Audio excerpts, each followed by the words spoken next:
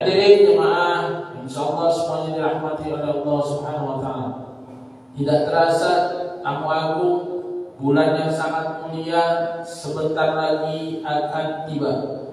Umat akan sangat merindukan bulan tersebut. Bulan Ramadan, bulan yang dinanti-nanti oleh umat manusia, umat Islam sedunia. Dan kita saat ini berada di bulan Sya'ban. Dan bulan Sya'ban ini pernah dikatakan baginda Nabi Muhammad SAW, bulan Sya'ban adalah bulan di mana manusia itu banyak sekali lalai. Apa kata Rasulullah? Zalika syahru yaghfurun nas. Inilah bulan yang memang manusia itu banyak yang lalai. Hari ini, kajian kali ini kita akan membahas tentang Sya'ban, bulan Sya'ban, keutamaan Sya'ban dan lain sebagainya. Apa sebenarnya bulan Sya'ban itu dan lain, dan kita akan bahas. Mengapa sampai baginda Nabi Muhammad menyatakan bahwa bulan Sya'ban itu manusia banyak yang lalai. Padahal kita tahu bahwa bulan Sya'ban adalah bulan yang mulia, yang terletak sebelum bulan Ramadan. Dan kita tahu banyak keutamaan juga di bulan-bulan Sya'ban ini. Tapi ternyata ada yang dikatakan baginda Nabi Muhammad SAW bahwa apa? Bulan Sya'ban itu adalah zalika syahru yaghfurun nas. Bulan Sya'ban itu tempat di mana manusia banyak lalai. Ini yang akan kita bahas, dan amalan-amalan sunnah apa sebenarnya yang sangat dianjurkan di bulan Sya'ban. Karena memang sebenarnya banyak sekali peristiwa-peristiwa yang terjadi di bulan Sya'ban ini. Hadirin yang insyaallah dirahmati oleh Allah Subhanahu wa taala. Tatkala kita melihat bagaimana umat muslim di dunia, umat muslim di Nusantara ini, tatkala mendekati bulan Ramadan, banyak sekali mempersiapkan untuk persiapan bulan Ramadan. Tapi ternyata kadang-kadang persiapan itu hanya bersifat materi. Maka kenapa terkadang banyak orang mempersiapkan untuk bulan Ramadan tapi hanya bersifat materi, bukan ukhrawi, bukan secara ruhiyahnya ini. Maka hal ini kita bisa lihat contohnya. Contoh bagi seorang yang dia berniaga, berdagang, mereka apa? Mereka sibuk menyiapkan stok dagangannya, stok barang-barangnya. Untuk apa? Untuk menghadapi biasanya di bulan Ramadan itu ada yang namanya kegiatan Ramadan. Ini yang biasanya itu ramai.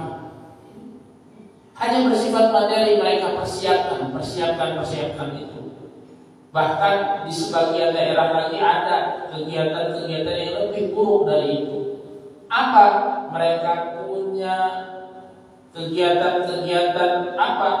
Punya hal-hal yang sifatnya sudah membudaya. Contoh, di beberapa daerah ada istilah namanya padusan. Apa itu padusan? Mandi bareng bersama.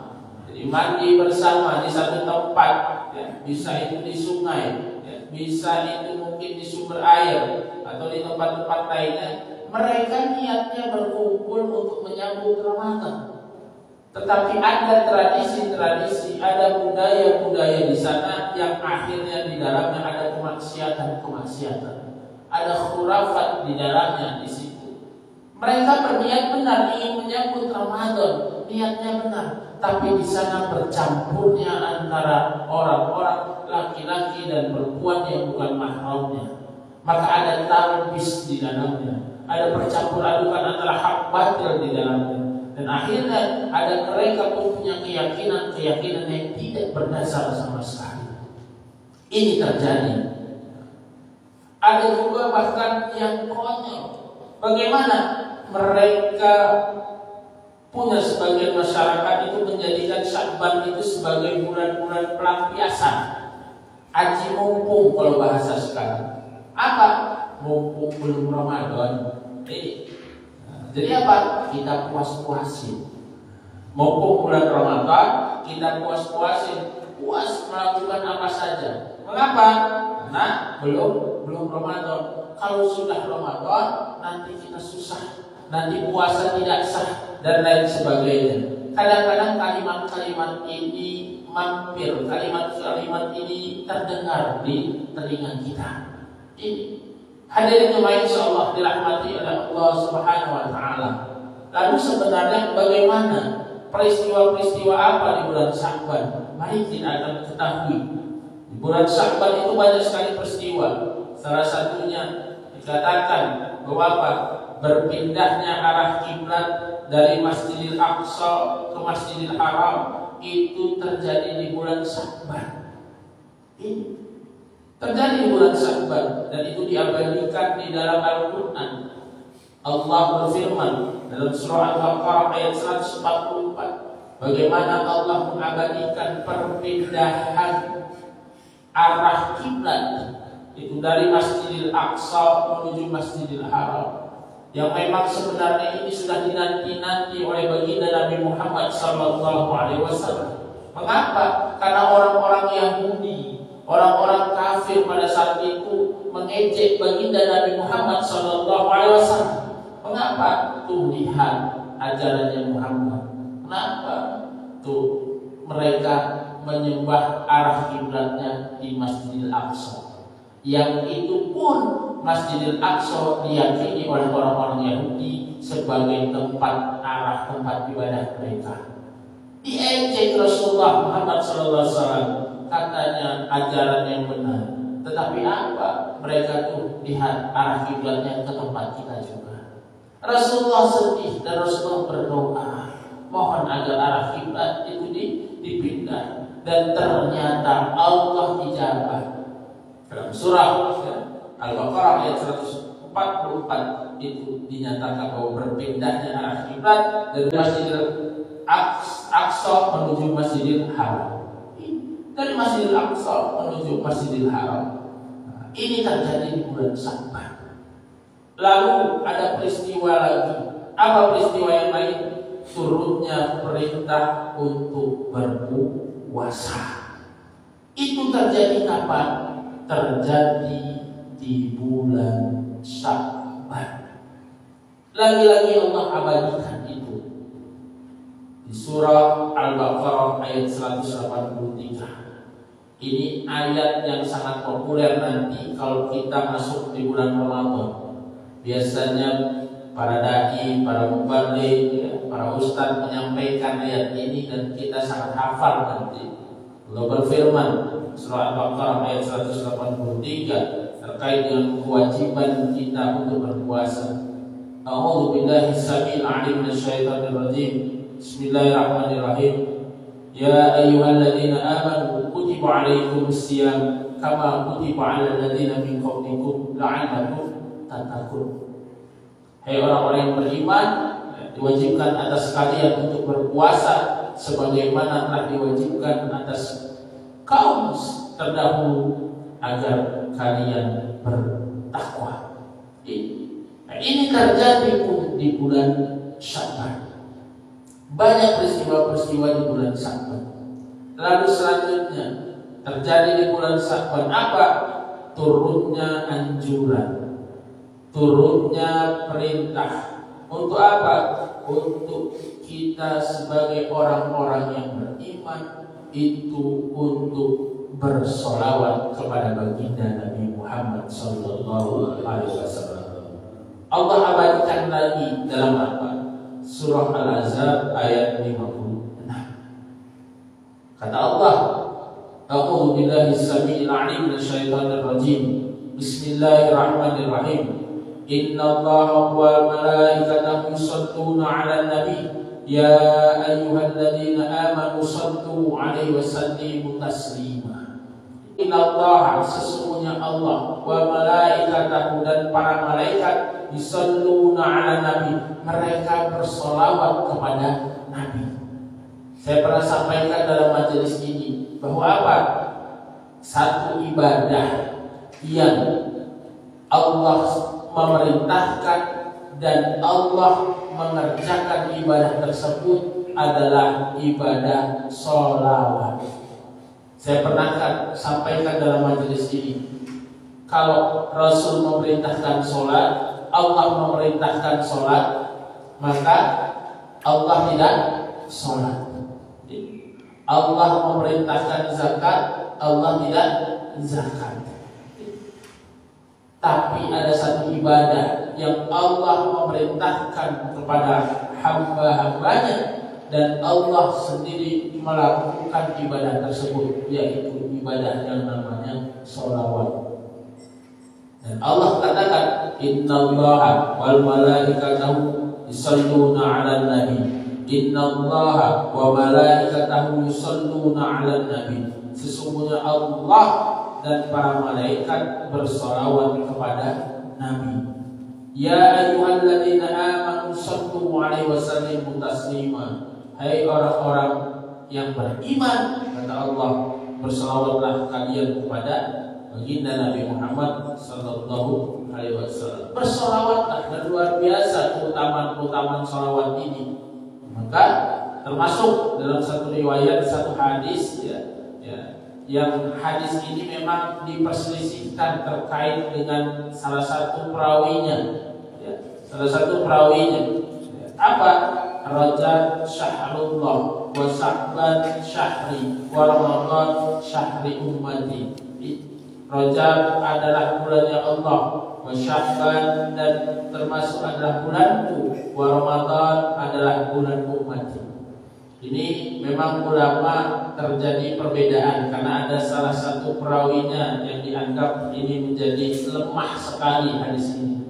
Tapi kita tidak berhujjah dengan hadis ini, tetapi kita berhujjah dengan ayat tadi yang bagaimana Allah dan para malaikat itu bersolawat kepada Nabi. Hadis ini hanya sebagai menambah saja, bukan sebagai hujjah. Maka para ulama mengatakan salah satu anjuran ibadah yang utama di bulan Sya'ban itu adalah memperbanyak sholawat kepada baginda Nabi Muhammad sallallahu alaihi wasallam. Bersolawat kepada Nabi itu sangat dianjurkan. Maka bagaimana dengan kita hari ini? Persiapan kita menuju Ramadan. Saya pernah sampaikan dalam majelis ini, bagaimana kalau saja para sahabat menanti Ramadan itu 6 bulan sebelumnya. Kita bagaimana menanti Ramadan? Apa persiapan yang kita lakukan untuk bekal di bulan Ramadan? Sudahkah kita benar-benar mempersiapkan bekal tersebut untuk di bulan Ramadan? Ini bukan hanya bekal yang sifatnya materi, tapi bagaimana ruhiyah kita. Karena yakinlah, kalau kita ingin benar-benar keluar dari Ramadan menjadi pribadi-pribadi yang bertakwa, maka sungguh saya katakan tidak ada yang instan di dunia ini. Maka bulan Sya'ban ini termasuk bulan yang mulia. Maka jangan kita terlena, karena Rasulullah pernah memperingatkan bahwa bulan Sya'ban ini banyak sekali orang yang lalai. Kata Rasulullah dalam satu hadisnya, zalika syahru yaghudun nas anhu bainar rajab wa ramadan. Zalika syahru yaghudun nas. Ini adalah bulan yang manusia itu banyak sekali yang lalai. Bainar rajab wa ramadan, yang bulan ini di antara bulan Rajab dan bulan Ramadan. Terletaknya Sya'ban ini di bulan Rajab dan bulan Ramadan. Padahal kata Rasulullah ada satu keutamaan di bulan ini. Apa kata Rasulullah dalam satu hadis? Dikatakan wa huwa syahrun turfa'u fihi al-a'malu ila rabbil alamin. Di bulan ini, di Sya'ban ini, sesungguhnya kata Rasulullah dinaikkannya turfa'u fihi al-a'malu. Jadi dinaikkan amal-amal manusia itu di bulan Sya'ban. Dinaikkan kemana? Ila rabbil alamin. Dilaporkan kepada Allah Rabbul Alamin. Dilaporkannya di mana? Di bulan Sya'ban. Maka kata baginda Nabi Muhammad SAW, fa'ajibu, aku senang, maka aku cinta, maka aku senang. Apa? Ayyurfa amali wa ana sha'im. Saat diangkat amalku, maka aku dalam kondisi berpuasa. Maka hadis ini disahihkan, ya. Hadis ini menurut Al-Hafiz Abu Thahir berkata hadis ini hasan sahih. Hadis ini bisa dijadikan hujjah. Apakah para ulama memahami ini bahwa salah satu keutamaan selain bersolawat, ibadah yang dianjurkan di bulan Sya'ban, para ulama juga mengatakan bahwa sesungguhnya Rasulullah terbiasa berpuasa, dan inilah amalan yang dianjurkan di bulan Sya'ban. Berpuasa di bulan Sya'ban. Bahkan dalam riwayat yang lain, Rasulullah tidak pernah berpuasa lebih banyak di bulan lain kecuali beliau berpuasa lebih banyak di bulan Sya'ban. Berpuasa. Hanya memang makruh hukumnya berpuasa mendekati Ramadan. Jadi makruh hukumnya berpuasa mendekati Ramadan, sehari sebelum Ramadan. Nah ini itu makruh hukumnya. Nah ini. Maka tetapi di bulan Sya'ban ini beliau baginda Nabi Muhammad itu sangat banyak sekali untuk menjalankan ibadah-ibadah puasa, ibadah sunnah. Puasa di bulan Sya'ban. Tapi jamaah, insyaallah semuanya dirahmati oleh Allah Subhanahu wa taala. Lalu sebenarnya keutamaan yang lain apa di bulan Sya'ban? Keutamaan yang lain di bulan Sya'ban, baginda Nabi Muhammad SAW pernah bersabda. Baginda Nabi Muhammad beliau katakan apa? Yutali'ullah ila jami'i khalqihi lailatan nisfi min Sya'ban. Allah itu mencari, Allah mendatangi ila jami'i khalqihi, seluruh makhluknya, lailatan nisfi min Sya'ban. Jadi Allah mendatangi seluruh makhluknya itu pada malam nisfu Sya'ban. Hadis ini, keterangan ini menjadi landasan, menjadi dasar juga bagi sebagian ulama untuk memuliakan yang namanya malam nisfu Sya'ban.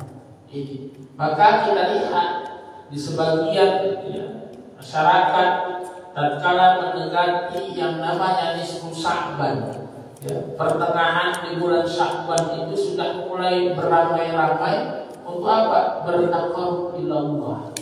Nah dasarnya jelas.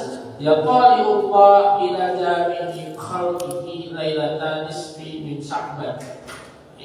Fayaghfiru li jami'i khalqihi ila li musyrikin aw musyahin. Jadi apa?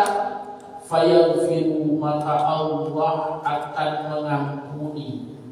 Siapa? Semua orang, seluruh umat manusia, seluruh muslim Allah akan ampuni. Fayaghfiru, maka Allah akan ampuni mereka semua. Li jami'i, keseluruhan, seluruh makhluk tadi. Li jami'i khalqi, jadi seluruh makhluk Allah yang mereka minta ampun kepada Allah.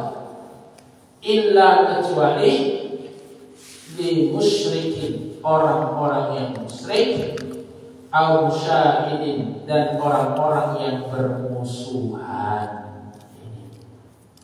Berdasarkan hadis ini dan dikatakan bahwa apa? Al-Mundhiri mengatakan apa? Menyebut hadis ini dikeluarkan oleh At-Tabrani, dikatakan apa? Dalam kitab sahihnya ini.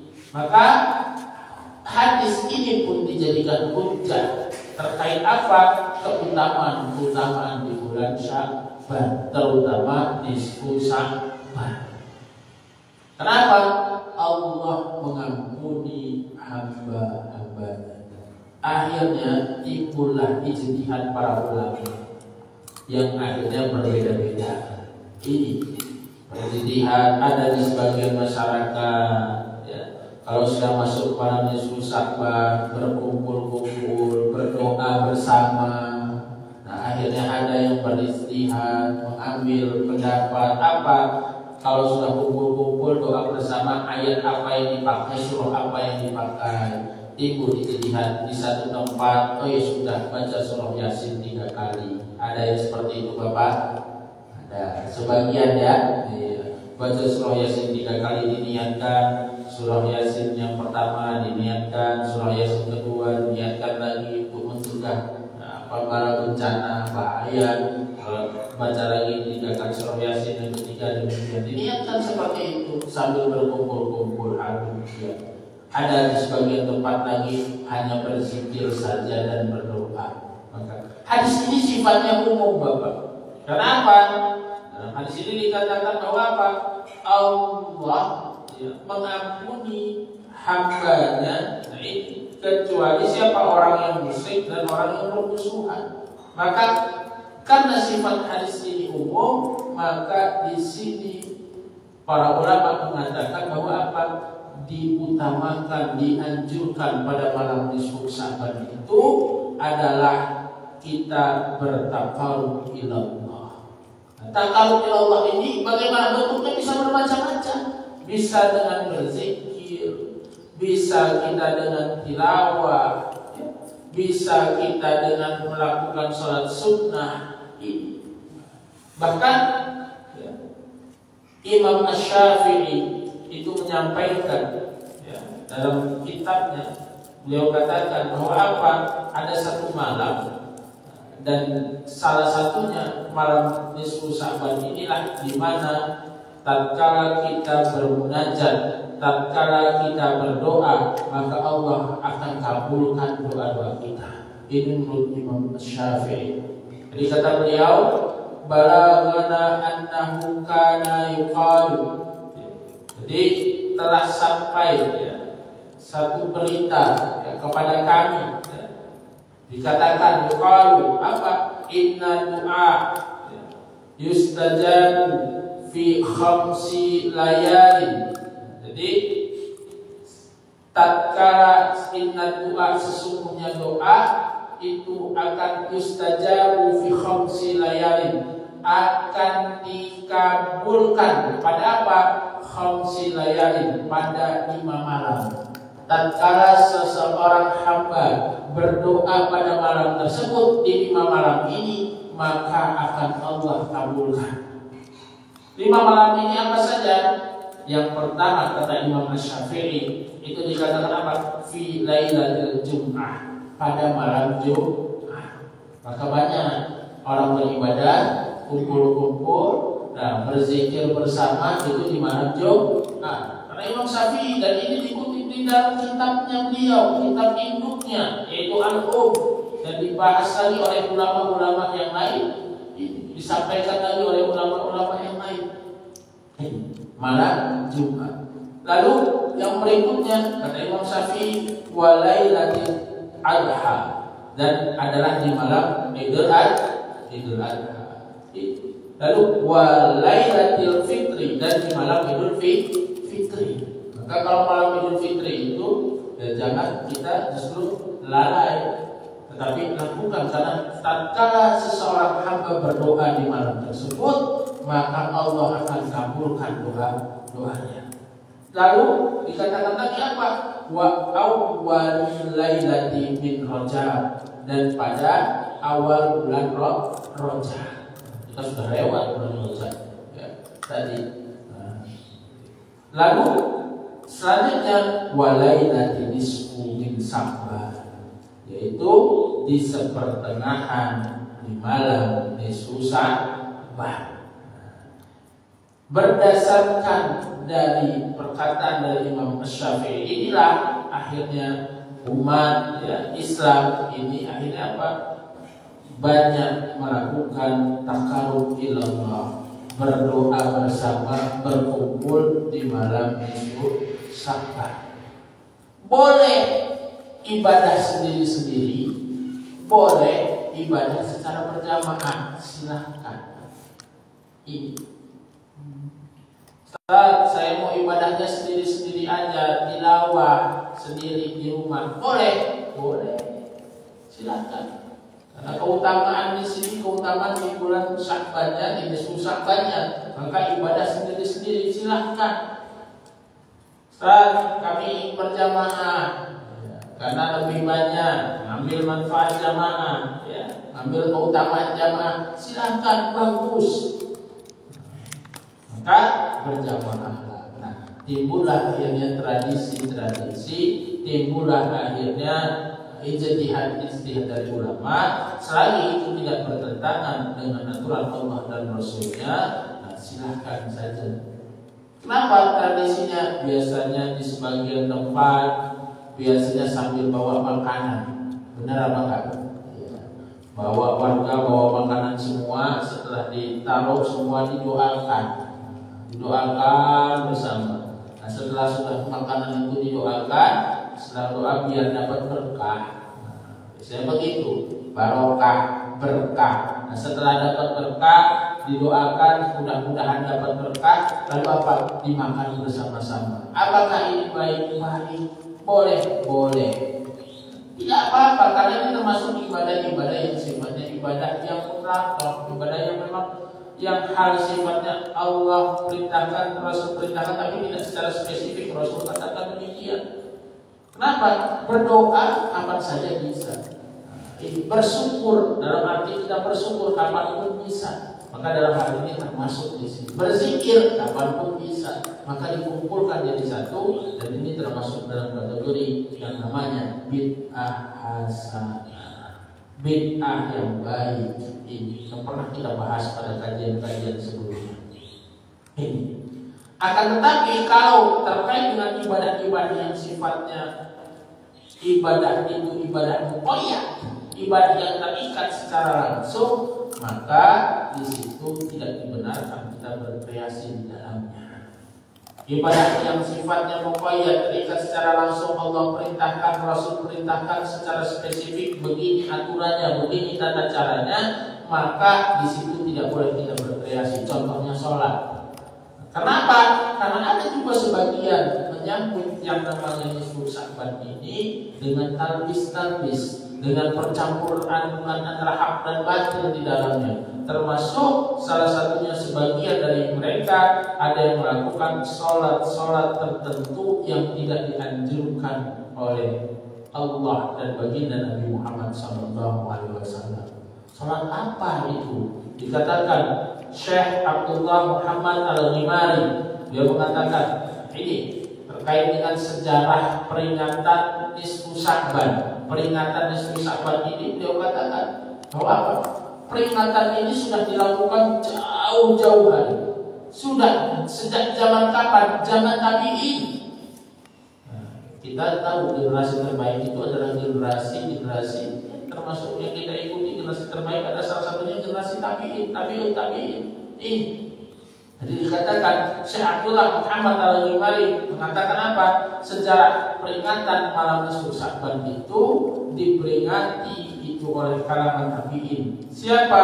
Kalangan tabi'in itu adalah penduduk negeri Syam, ya. Seperti siapa mereka? Itu Khalid bin Ma'dan, Makhul, Luqman bin Amir dan lain-lain. Dan mereka itu mengagungkan yang namanya malam-malam nisfu Sya'ban. Itu sudah terjadi. Ini dengan apa mereka melakukan? Memperbanyak doa. Kenapa? Mana hujahnya? Hujahnya tadi yang saya katakan dalam satu hadis Rasulullah, "Dzalika syahru yaqulun nas anhu baina Rajab wa Ramadan, wa huwa syahru turfa'u fihi a'malu ila rabbil alamin."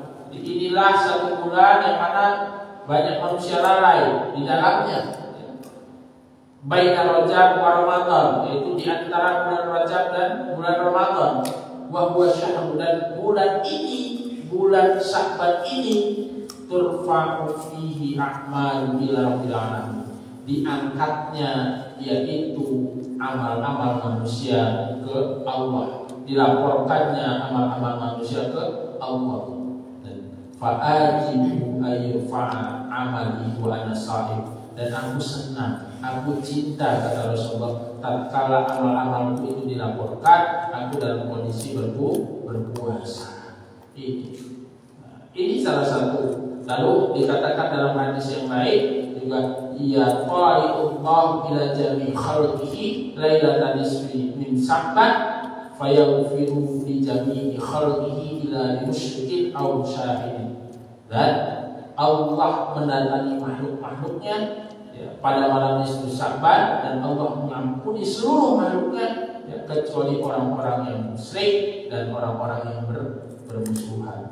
Maka berdasarkan dalil-dalil inilah maka para ulama melakukan ya, mengagungkan yang namanya malam nisfu Sya'ban. Dengan apa? Memperbanyak doa, memperbanyak zikir, memperbanyak tilawah. Bagaimana dengan sholat? Ada sebagian masyarakat yang melakukan sholat, maka dibahas oleh Syekh Abdullah Muhammad Al-Ghimari. Apa terkait sholat khusus yang dilakukan pada malam nisfu Sya'ban? Menurut beliau, Syekh Abdullah, beliau katakan bahwa apa? Syekh Abdullah mengatakan bahwa itu bersumber dari hadis-hadis yang maudhu, hadis-hadis yang palsu. Di sekian rakaat, salah satu hadisnya yang beliau katakan maudhu. Menurut Syekh Abdullah Muhammad Al-Ghimari, beliau katakan apa? Hadis maudhu salah satunya, barang siapa yang dia itu melakukan sholat ya. Jadi hadisnya adalah mereka melakukan sholat di malam nisfu Sya'ban sebanyak 12 rakaat. 12 rakaat melakukan sholat, lalu tiap rakaat itu membaca Qul huwallahu ahad, surah Al-Ikhlas. Jadi sebanyak berapa? Sebanyak 30 kali. Maka niscaya tidak akan meninggal hamba tersebut sebelum diperlihatkan surga baginya. Nah, ini ya, ini bersumber dari hadis maudhu, hadis palsu. Nah, terkait apa? Terkait orang yang melakukan sholat 12 rakaat, lalu di setiap rakaatnya setelah Al-Fatihah membaca surah Al-Ikhlas, yaitu Qul huwallahu ahad 30 kali, dan dikatakan dalam hadis tersebut niscaya dia tidak akan meninggal dunia sebelum diperlihatkan tempatnya di surga. Maka ini jangan jadi hujah, jangan jadi dalil. Kalau mau sholat saja qiyamul lail yang biasa. Saat saya enggak sholat yang dikatakan ini yang 12 rakaat yang harus dengan 30 baca surah Al-Ikhlas ini, tapi sholat sunnah yang lain boleh. Kalau dia mau sholat hajat, silakan. Sholat hajat itu sholat yang silakan mau dilakukan 2 rakaat silakan. Saat saya mau lakukan sholat sunnah tahajud di malam hari, silakan. Saat saya mau lakukan sholat sunnah tasbih, ya silakan. Maka itu dibenarkan. Saat saya ingin sholat sunnah mutlak, ya silahkan sholat sunnah mutlak. Nah ini, karena memang itu dibenarkan kapanpun boleh, tidak hanya di malam nisfu Sya'ban. Mengapa dilakukan sholat-sholat tersebut? Ya karena para ulama mengatakan ini salah satu malam kemuliaan. Tetapi kalau berhujah kepada yang sholat 12 rakaat yang mana di setelah Al-Fatihah di setiap rakaatnya membaca surah Al-Ikhlas 30 kali dan dikatakan bahwa tidak akan meninggal hamba tersebut sebelum diperlihatkan tempatnya di surga, kita tidak boleh berhujah dengan hadis tersebut. Nah, ini kenapa? Mudah sekali, karena banyak kalau seseorang berhujah dengan hadis maudhu, maka itu akan tertolak dan kita termasuk dosa besar. Barang siapa yang mengatakan bahwa ini perkataan Rasul, tetapi sesungguhnya itu bukan perkataan Rasul, maka dosa bagi hamba tersebut. Jadi tidak main-main. Maka kadang-kadang saya agak sedih, Pak. Kenapa? Ada beberapa orang, saya pernah mendengar satu khutbah Jumat di beberapa masjid. Sudah lama sekali. Ada seorang khatib menyampaikan satu dalil yang beliau itu mengatakan bahwa qala Rasulullah, ini perkataan Rasul, ini sabda Rasul, padahal ternyata itu bukan sabda Rasul, itu bukan perkataan Rasul, itu hanya kata-kata hikmah saja, perkataan sahabat saja. Hati-hati, ini yang bisa menyebabkan tujuan kita mungkin baik, niat kita baik, tapi kita sampaikan kesalahan-kesalahan justru malah dosa karena kita berkata-kata mengatakan bahwa kita sadarkan perkataan itu bahwa Rasulullah yang mengatakan, pada Rasulullah tidak pernah berkata demikian. Jadi tidak boleh berhujah pada hadis-hadis yang maudhu. Hadirin jemaah insyaallah dirahmati oleh Allah Subhanahu wa taala. Terkait dengan keutamaan nisfu Sya'ban ini, mari kita lihat hadis ini tadi. Dari Mu'adz bin Jabal, Nabi bersabda, ini tadi, ya talibullah ila jami'i khalqihi lailatan nisfi Sya'ban.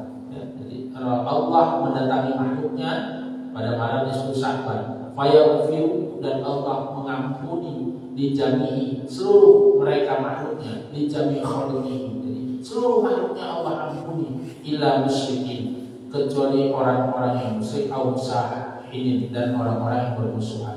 Mari kita lihat orang musyrik. Siapa mereka orang musyrik? Orang musyrik ini sepakat adalah orang-orang yang menyekutukan Allah.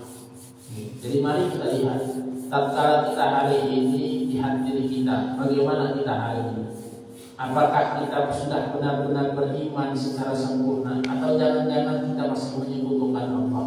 Maka tatkala kita menyekutukan Allah, maka jelas sekali Allah tidak akan ampuni dosa-dosa kita. Di saat kita mengatakan asyhadu an la ilaha illallah, di saat kita mengatakan aku bersaksi bahwa tiada Tuhan selain Allah, tapi ternyata tidak sesuai dengan perbuatan-perbuatan kita. Di saat kita mengucapkan aku bersaksi kepada Tuhan, kepada Allah, ya, bahwa tiada Tuhan selain Allah, tapi ternyata apa? Secara amal kita masih percaya dengan sesuatu yang kita menyekutukan Allah, percaya sama jimat, percaya dengan yang lainnya. Nah itu yang khawatir. Akhirnya dalam hadis ini dikatakan tidak akan diampuni, walaupun mereka hadir di malam nisfu Sya'ban, walaupun mereka berdoa di malam nisfu Sya'ban. Ini mereka berdoa, mereka tetap bertilawah, mereka tidak akan dapat ampunan. Dan dikatakan dalam hadis al-musyahidin, dan orang-orang yang bermusuhan.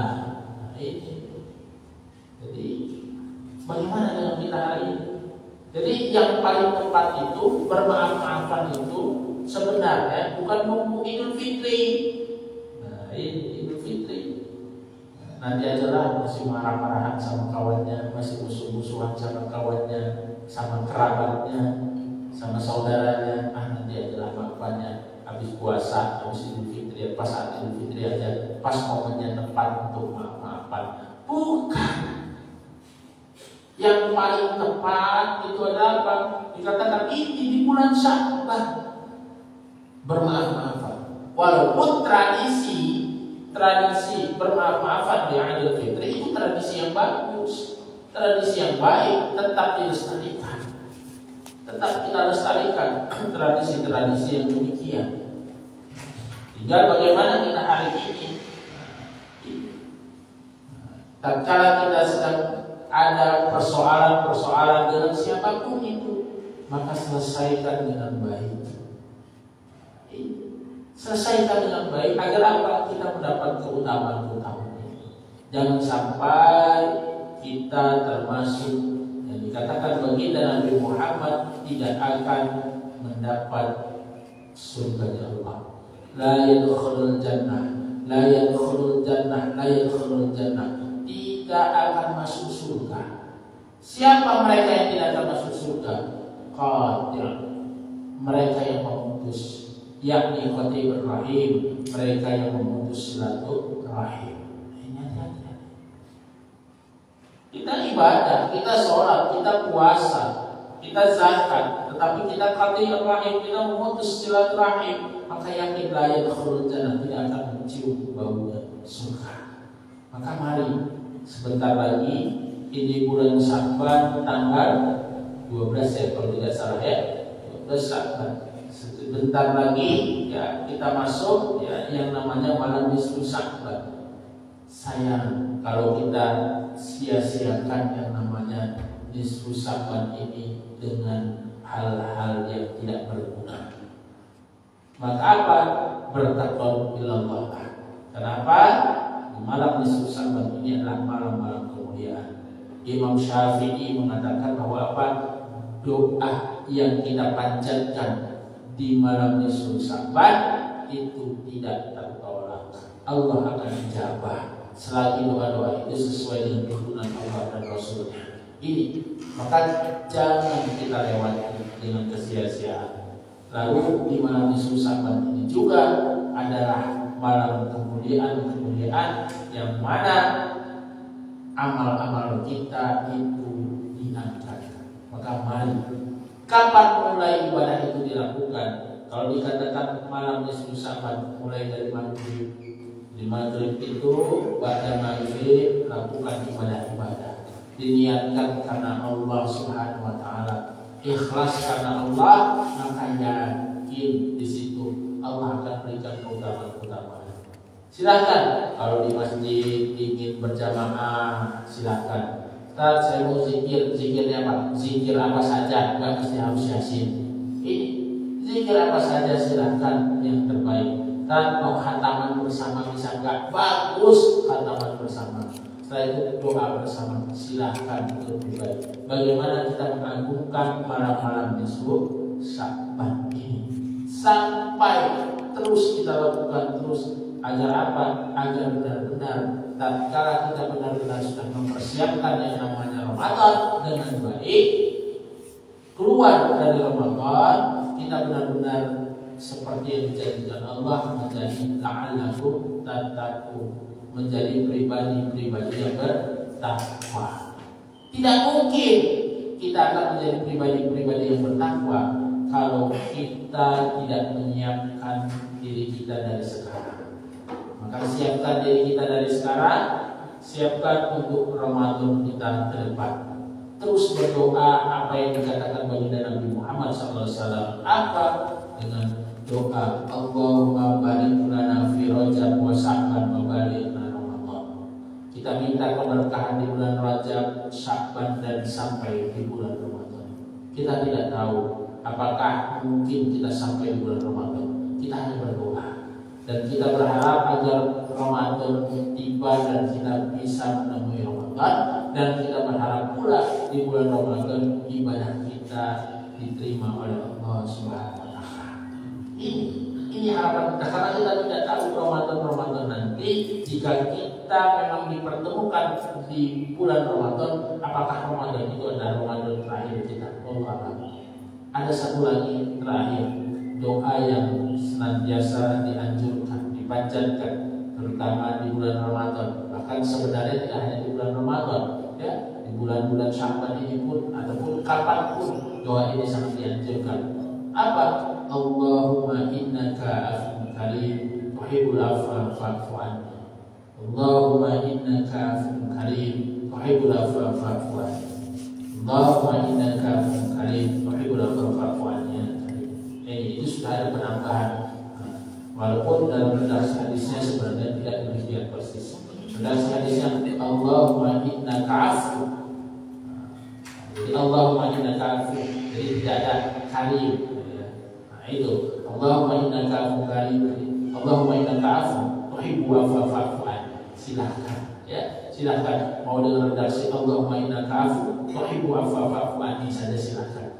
Tapi ada beberapa pendapat dari redaksi yang lain ya, penambahan dari para ulama dengan doa, dan itu dibolehkan dengan Allahumma innaka afuwwun karim tuhibbul afwa fa'fu anni. Silakan, tidak apa-apa. Perbanyak doa itu. Dan ada bahasa di situ afur. Afur ini apa maknanya? Afur ini tatkala kita berdoa memohon kepada Allah agar kita diampuni dosa-dosa kita, dan bahasa afur itu adalah kita itu dihapuskan dosa-dosa kita, dan itu seolah-olah tidak pernah lagi melakukan dosa tersebut. Jadi dalam catatan amal itu ditip X, dihilangkan. Karena ada yang Allah ampuni dosa, tapi dalam catatan amal itu masih tertulis, jadi masih kelihatan. Tapi bahasa doa ini, Allahumma innaka afuwwun karim tuhibbul afwa fa'fu anni, ini bahasanya apa? Bahasanya Allah hapus. Jadi seolah-olah kita tidak pernah melakukan dosa-dosa tersebut. Nah ini, maka ini salah satu amalan ya, doa yang memang dianjurkan untuk kita membaca doa tersebut. Mudah-mudahan kita bisa menemui Ramadan di tahun ini, dan mari kita hidupkan menjelang Ramadan ini dengan ibadah semakin kita siapkan, ya. Jangan kita lemahkan, ya. Jadi kita giatkan, termasuk nanti apabila kita bisa menemui yang namanya malam nisfu Sa'ban, usia kita sampai pada saat itu, kita jangan lakukan dengan kesia-siaan. Mulai kita dari awal kita lakukan, dari mulai malam kita lakukan tilawah, berzikir sebanyak-banyaknya, lakukan di malam-malamnya dengan qiyamul lail. Insya Allah Allah akan ampuni dosa-dosa kita, ya. Dan ingat lagi terakhir, tatkala kita masih ada sedikit permusuhan dengan saudara-saudara kita, maka jangan ditunggu berlama-lama.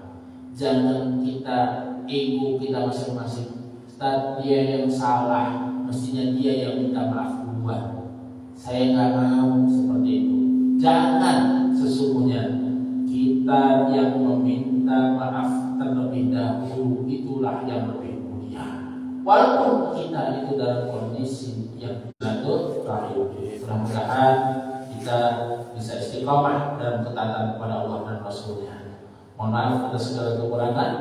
Jika alhamdulillah, kita tutup sama-sama dengan mengucapkan hamdalah dan doa kepada majelis. Alhamdulillahirabbil subhanakallahumma wa bihamdika asyhadu an la ilaha illa anta astaghfiruka wa atubu ilaik. Assalamualaikum warahmatullahi wabarakatuh. Waalaikumsalam warahmatullahi wabarakatuh.